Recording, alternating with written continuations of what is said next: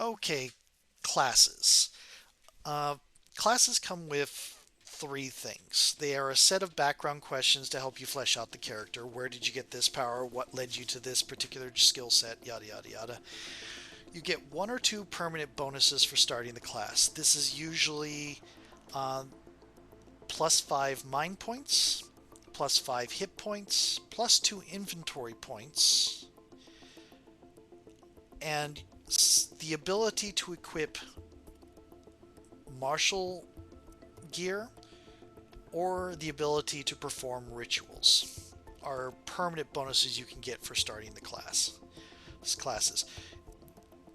It's not like a per level thing. Like let's say, oh, let me pick one that gives hit points. The Dark Blade's not going to give you plus 5 hit points for every level.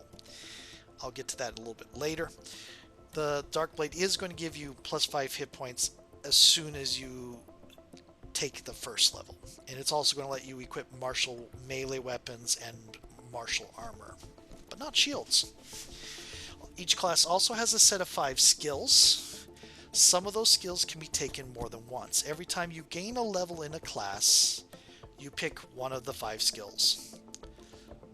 It is not truly analogous to D&D classes or PBTA playbooks. This is one of the things where people might get a little bit tripped up in concept because we are used to thinking in terms of I'm a fighter, that is what I'm going to be for this entire class, unless this entire campaign, unless I choose to multi-class. And multi-class is um, some people do it all the time, some people never do it.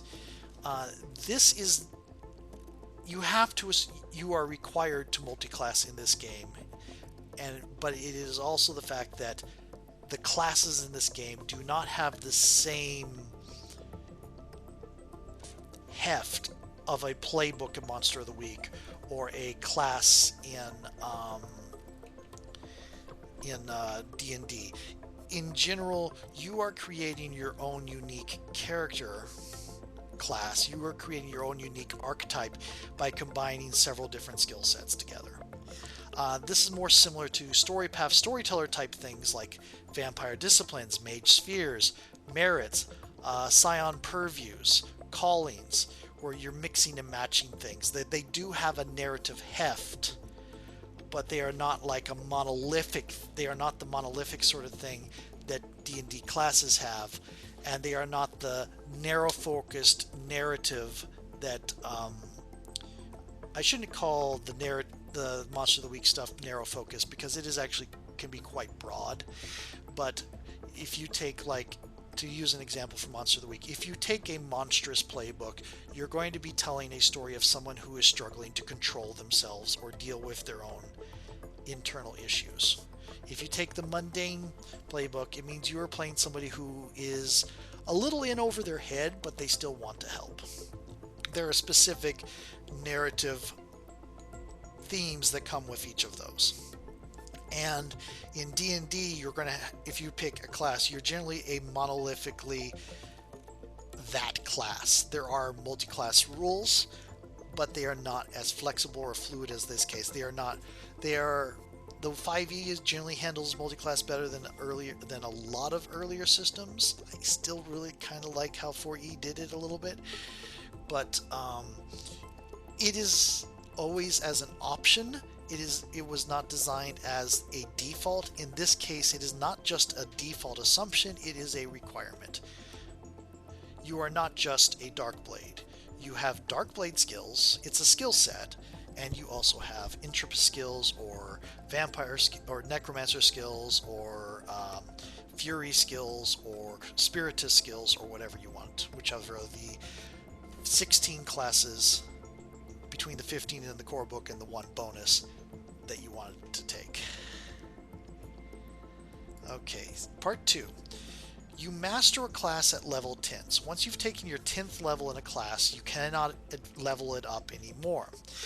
This does mean you cannot master every skill within a set class, because while there are only 5 skills, some of them you can take multiple times, but once you get to level 10, you can't take it anymore.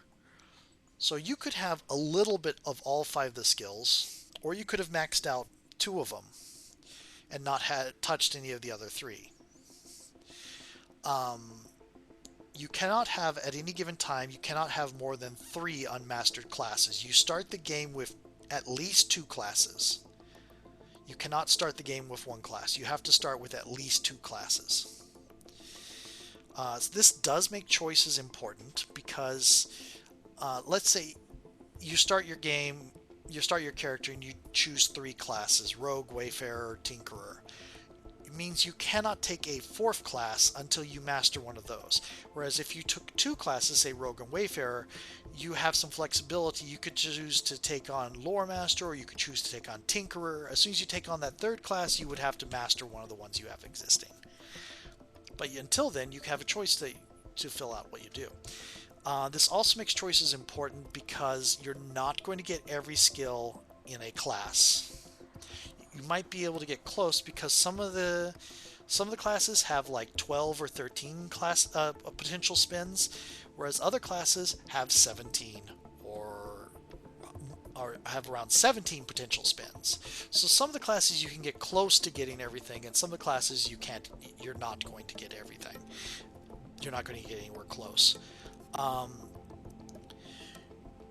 So if you're going to be wanting to look at synergy across all of the classes you choose, and you're making yourself a unique combination of the different skill sets you have, and it's going to make your character turn out very differently even than somebody who has maybe even the same set of classes you have. Also, when you get to level 10, you get a heroic skill. This is in addition to the class skill. So if you master Rogue, you would get a rogue skill, and you would also get a heroic skill. Heroic skills include some that anybody can take and some that only get unlocked when you master certain classes. But they don't really limit. Like, if you master Rogue and then you master another class, let's say Wayfarers, you could take the other Rogue unlock rather than the Wayfarer unlock if you want to. That sort of thing.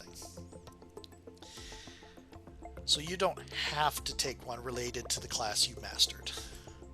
Part 3. The level cap's at 50. There are substantial bonuses at level 20 and 40. Specifically, you get to increase one of your attribute dice at level 20 and level 40.